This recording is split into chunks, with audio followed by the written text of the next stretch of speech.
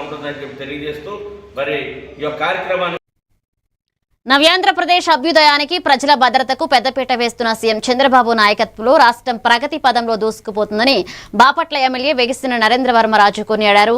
Assembly సమావేశాల సందర్భంగా మాట్లాడిన ఆయన ప్రజల ప్రాణాలను కాపాడడంలో చంద్రబాబుకి ఉన్న నిబద్ధతను ప్రశంసిస్తూ రోడ్డు భద్రతపై కీలక ప్రతిపాదన చేశారు.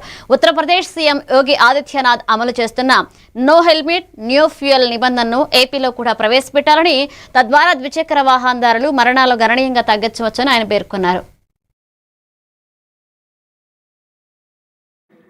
అదే రేపు రాష్ట్రానికి దేశానికి కూడా ఎంతో సౌభాగ్యంగా జరిగే పరిస్థితులు చూస్తూ ఉన్నాం.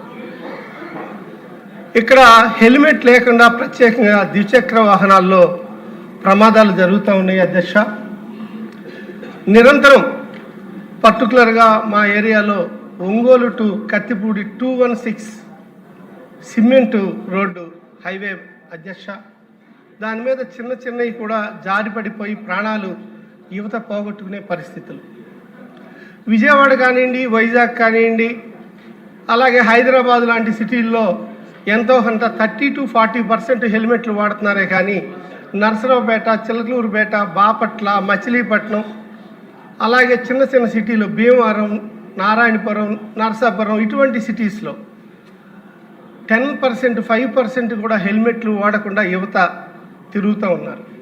దీనికి ఎప్పటికప్పుడు ఆర్టీఓ అండ్ బ్రేక్ ఇన్స్పెక్టర్లు, అలాగే పోలీస్ వ్యవస్థ రోడ్ల మీద ఆపటం, ఫైన్ వేయటం ఇది జరుగుతూనే ఉంది. అయినా కూడా తీరు మారని పరిస్థితి.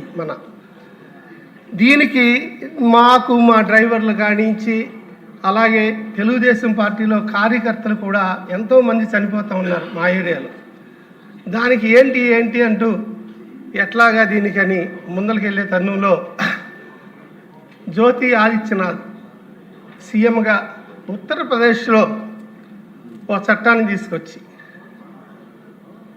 నో హెల్మెట్ నో ఫ్యూయల్, ఎప్పుడైతే మన హెల్మెట్దారుడు పెట్రోల్ బంక్కి వెళ్ళి పెట్రోల్ కొట్టించుకోవాలి అనుకుంటే తప్పనిసరిగా హెల్మెట్ ఉంటేనే పెట్రోల్ కొట్టే విధంగా ఒక చట్టబద్ధత కూడా మన రాష్ట్రానికి తీసుకొస్తే, ఇటువంటి ఇన్నోవేషన్, ఇటువంటి కొత్త వరవడిలో చట్టాలని మనం తీసుకొస్తే ఎంతోమంది తల్లులకి కడుపు శోకం లేకుండా బిడ్డలను కాపాడే దిశగా, ఎంతోమంది భార్యలు వాళ్ళ భర్తలు రోడ్డు మీదకి వెళ్తే ఇంటికి సేఫ్గా తిరిగి వచ్చే విధంగా ప్రాణాలను రక్షించడానికి ఇటువంటి కొత్త రకం చట్టాలను కూడా మన ఆంధ్రప్రదేశ్లో అమలు చేయాలని